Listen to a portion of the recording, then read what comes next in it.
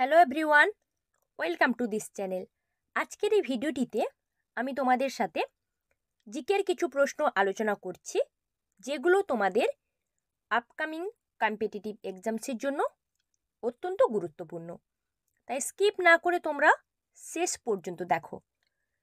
প্রথম প্রশ্ন, সম্প্রতি কে প্যারিস অলিম্পিকের জন্য 16তম কোটা সুরক্ষিত করেছেন? এটা মূলত প্যারিস অলিম্পিক শুটিংয়ের জন্য। সঠিক উত্তর হবে ছন্দ সাংওয়ান। ওনাকে রিদম সাংওয়ানও বলা হয়। উনি সম্প্রতি 2024-এ বৃহস্পতিবার ভারতীয় শুটিংয়ে 16তম কোটা উনি ভারতীয় কোটা সুরক্ষিত করার জন্য উনি 16তম শুটার হয়েছেন ছন্দ সাংওয়ান, যিনি এশিয়ান অলিম্পিক্সে ব্রোঞ্জ পদক জিতেছেন। নেক্সট, ক্লে কোর্ট ব্যবহার করার একমাত্র গ্র্যান্ড স্লাম টুর্নামেন্ট কোনটি? ক্লে কোর্ট, দেখো অপশান কি কি রয়েছে দেখতে পাচ্ছ। একমাত্র গ্র্যান্ড স্লাম টুর্নামেন্ট, সঠিক উত্তর হবে ফ্রেঞ্চ ওপেন। এটাই একমাত্র টুর্নামেন্ট যেটাতে ক্লে কোর্ট ব্যবহার করা হয়। এটা হচ্ছে গ্র্যান্ড স্লাম টুর্নামেন্ট। নেক্সট, কোন লেখক সংস্কৃত সাহিত্যের জন্য জ্ঞানপীঠ পুরস্কার পেয়েছেন? দেখো অপশান কি কি রয়েছে দেখতে পাচ্ছ। সংস্কৃত সাহিত্যের জন্য সঠিক উত্তর হবে অপশান সি, সত্যব্রত শাস্ত্রী। উনি প্রথম ভারতীয় যিনি সংস্কৃত সাহিত্যের জন্য জ্ঞানপীঠ পুরস্কার পেয়েছিলেন। উনি মূলত সম্ভবত সালটা 1964 সালে জ্ঞানপীঠ পুরস্কার পেয়েছেন সংস্কৃত সাহিত্যের জন্য সত্যব্রত শাস্ত্রী। নেক্সট, ইউনেস্কোর প্রথম কলিঙ্গ সদস্য কে ছিলেন? প্রথম কলিঙ্গ সদস্য, অপশান দেখো কি কি রয়েছে। সঠিক উত্তর কি হবে? সঠিক উত্তর হবে অপশান বি, জগজিৎ সিং। মানে উনি ভারতীয় হিসেবে প্রথম ছিলেন। ইউনেস্কোর প্রথম কলিঙ্গ সদস্য, যেটা উনি সম্মান পেয়েছিলেন ইউনেস্কোর তরফ থেকে কলিঙ্গ পুরস্কার, জগজিৎ সিং, যিনি একমাত্র ভারতীয় ছিলেন, প্রথম কলিঙ্গ সদস্য উনি হয়েছিলেন। নেক্সট, বিখ্যাত গাধা লোকের মেলা সূচনা করেন কোন সম্রাট? এটা একটি ঐতিহাসিক মেলা, গাধা লোকের মেলা, যেটা সূচনা কে করেছিলেন? দেখো অপশান কি কি রয়েছে দেখতে পাচ্ছ। অপশান দেখে আমরা বুঝতেই পারছি যে মুঘল সম্রাটদের মধ্যে কে একজন। সঠিক উত্তর হবে অপশান ডি, ঔরঙ্গজেব। মনে করা হয় যে মুঘল সম্রাট ঔরঙ্গজেব এই ঐতিহাসিক মেলা সূচনা করেছিলেন, যেটা উত্তরপ্রদেশ রাজ্যের চিত্রকূট জেলায় এই মেলা হয়ে থাকে বা এই মেলার আয়োজন করা হয়। সম্ভবত প্রতি বছর আগস্ট মাসে এই গাধালোক মেলা, যেটা একটা ঐতিহাসিক তাৎপর্যপূর্ণ মেলা, এই মেলাটির আয়োজন করা হয়ে থাকে।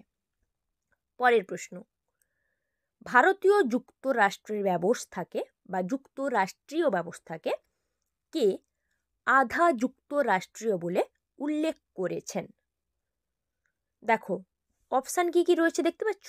কোন ব্যক্তি উল্লেখ করেছেন যুক্তরাষ্ট্রীয় ব্যবস্থাকে? সঠিক উত্তর হবে অপশান এ, কে সি হোয়ার। উনি ভারতীয় যুক্তরাষ্ট্রীয় ব্যবস্থাকে আধা যুক্তরাষ্ট্রীয় বলে উল্লেখ করেছেন। নেক্সট প্রশ্ন, ভারতের জাতীয় গ্রামীণ কর্মসংস্থান নিশ্চয়তা আইন কোন পরিকল্পনার সময় পাশ হয়? দেখো অপশান কি কি রয়েছে। সঠিক উত্তর হবে অপশান বি, দশম পরিকল্পনা। দেখো সালটা আমি মেনশন করে দিয়েছি। কত সালে দশম পরিকল্পনা হয়েছিল না 2005 সালে। তখন গ্রামীণ কর্মসংস্থান নিশ্চয়তা আইন পাশ করা হয়েছিল। ঠিক আছে, পরের প্রশ্ন, মালিক কাফুর কার বিশ্বস্ত সেনাপতি ছিলেন? মালিক কাফুর, দেখো অপশান কি কি রয়েছে দেখতে পাচ্ছ। সঠিক উত্তর হবে অপশান বি, আলাউদ্দিন খলজি, খলজি বংশের শ্রেষ্ঠ শাসক আলাউদ্দিন খলজির বিশ্বস্ত সেনাপতির নাম কি? না মালিক কাফুর। নেক্সট, মন্টেগু চেমসফোর্ড চুক্তির মূল উদ্দেশ্য কি ছিল? মন্টেগু চেমসফোর্ড, দেখো অপশান কি কি রয়েছে দেখতে পাচ্ছ? সঠিক উত্তর হবে অপশান এ, দ্বৈত শাসনতন্ত্র, যেটা হচ্ছে মন্টেগু চেমসফোর্ড চুক্তির প্রধান উদ্দেশ্য দ্বৈত শাসনতন্ত্র। পরের প্রশ্ন কি বলেছে দেখো, 10 নম্বর প্রশ্ন, সিভিল সার্ভিসে যোগ দেওয়ার জন্য কে প্রতিযোগিতামূলক পরীক্ষার ব্যবস্থা করেছিলেন?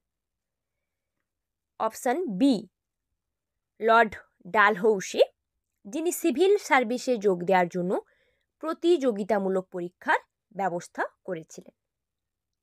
নেক্সট, অণুজীবের সাহায্যে উৎপাদিত বায়োগ্যাসে মিথেনের পরিমাণ কত? যেটা হচ্ছে অণুজীবের সাহায্যে যে বায়োগ্যাসটা উৎপন্ন হয় মূলত, তো ওটাতে মিথেন কত? অপশান দেখো কি কি রয়েছে, কত পার্সেন্ট? সঠিক উত্তর হবে 60%। অণুজীবের সাহায্যে উৎপাদিত বায়োগ্যাসে CH4, যেটাকে মিথেন বলা হচ্ছে, 60% থাকে।